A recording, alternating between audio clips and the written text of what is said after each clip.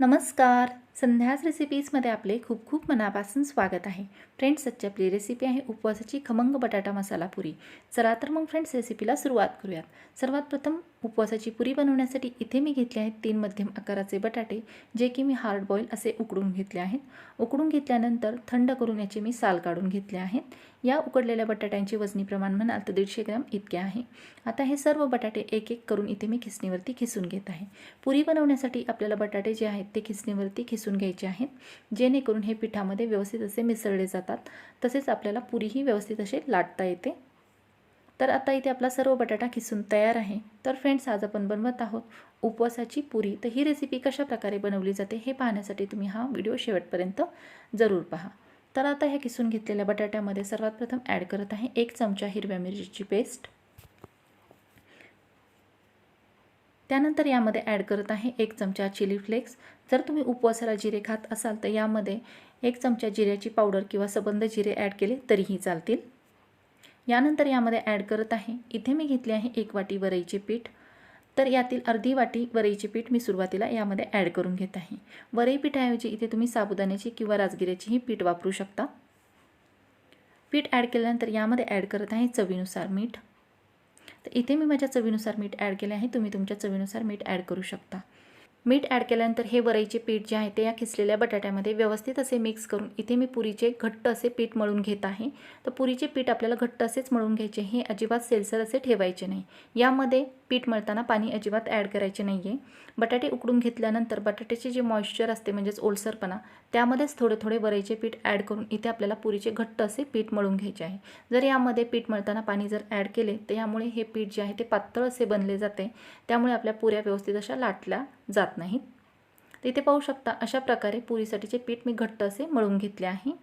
हे पूर्ण पीठ तयार करण्यासाठी म्हणजेच 3 मध्यम आकाराच्या बटाट्यांसाठी व वजनी प्रमाणात 150 ग्रॅम बटाट्यांसाठी इथे मला या वाटीने 2 वाटी वरईचे पीठ लागले आहे.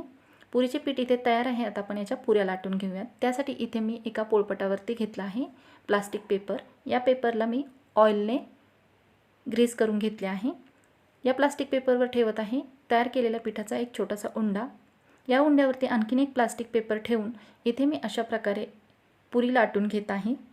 दोन्ही प्लास्टिक पेपर मी ऑइलने ग्रीस करून घेतले आहे, जेणेकरून हे पीठ लाटताना या प्लास्टिक पेपरला चिकटले जाणार नाही. तर ही पुरी जी आहे ती आपल्याला जराशी मध्यम जाडसर अशीच लाटून घ्यायची आहे. पातळ अजिबात लाटायची नाही, कारण यामध्ये आपण वरई वापरले आहे. त्यामुळे ही पुरी पातळ जर लाटली गेली तर कडक अशी होते. पुरीला आपला परफेक्ट आकार यावा, गोल बनावी, यासाठी इथे मी वाटीने ही पुरी अशा प्रकारे कट करून घेत आहे. कारण आपण वरई वापरली आहे त्यामुळे याच्या कड्या ज्या आहेत त्या चिरल्या जातात. तिथे तुम्ही पाहू शकता वाटीने मी अशा प्रकारे पुरी कट करून घेतली आहे. मस्त असा याला गोल आकार आला आहे. बाजूचे जे उरलेले पीठ आहे ते मी काढून घेतले आहे. तर इथे पाहू शकता अशा प्रकारे मस्त अशी आपली उपवासाची पुरी जी आहे ती लाटून तयार झाली आहे. अशा प्रकारे एक एक पुरी इथे मी लाटून बाजूला ठेवून देत आहे. तर फ्रेंड्स, आज आपण बनवत आहोत मस्त अशी उपवासाची खमंग मसाला बटाटा पुरी. तर या रेसिपीसाठी लागणाऱ्या सर्व साहित्यांची यादी डिस्क्रिप्शन बॉक्समध्ये दिली आहे. तर अशा प्रकारे इथे मी दुसरी पुरी ही आपली लाटून घेतली आहे, तुम्ही पाहू शकता. तर या पुऱ्या लाटताना मध्यम जाडसर असेच ठेवायच्या आहेत, अजिबात पातळ अशा लाटायच्या नाहीत. तर सर्व पुऱ्या इथे मी लाटून घेतल्या आहेत. आता ह्या तळून घेऊया. त्यासाठी इथे मी कढईमध्ये तेल गरम करण्यास ठेवले होते. तेल गरम झाले आहे. यामध्ये आता एक एक करून मी पुरी तळून घेत आहे. पुरी तळण्यासाठी तेलामध्ये ॲड केल्यानंतर झाऱ्याने असे हे तेल वरती यावरती थोडे थोडे उडवत राहायचे आहे, जेणेकरून आपली पुरी जी आहे ती टम्म अशी फुगली जाते. दोन्ही बाजूंनी याला व्यवस्थित असे टेम्परेचर मिळते, त्यामुळे ही पुरी जी आहे ती व्यवस्थित अशी टम्म फुगली जाते. तिथे पाहू शकता अगदी 1 मिनिटामध्येच ही पुरी जी आहे ती दोन्ही बाजूंनी छान अशी तळली गेली आहे. तळलेली पुरी इथे मी तेलामधून बाजूला काढून घेतली आहे व अशाच प्रकारे एक एक करून सर्व बाकीच्या पुऱ्या इथे मी तळून घेत आहे. तर इथे मी जे तेल वापरले आहे ते उपवासाचे तेल वापरले आहे. तुम्ही तेलाऐवजी इथे तुपाचाही वापर करू शकता. तर अशा प्रकारे एक एक करून मी आपल्या सर्व पुऱ्या ज्या आहेत त्या इथे तळून घेतल्या आहेत. पाहू शकता किती मस्त अशा टम्म फुगल्या गेल्या आहेत. मध्यम जाडसर अशा लाटून घेतल्यामुळे ह्या एकसारख्या टम्म फुगल्या जातात.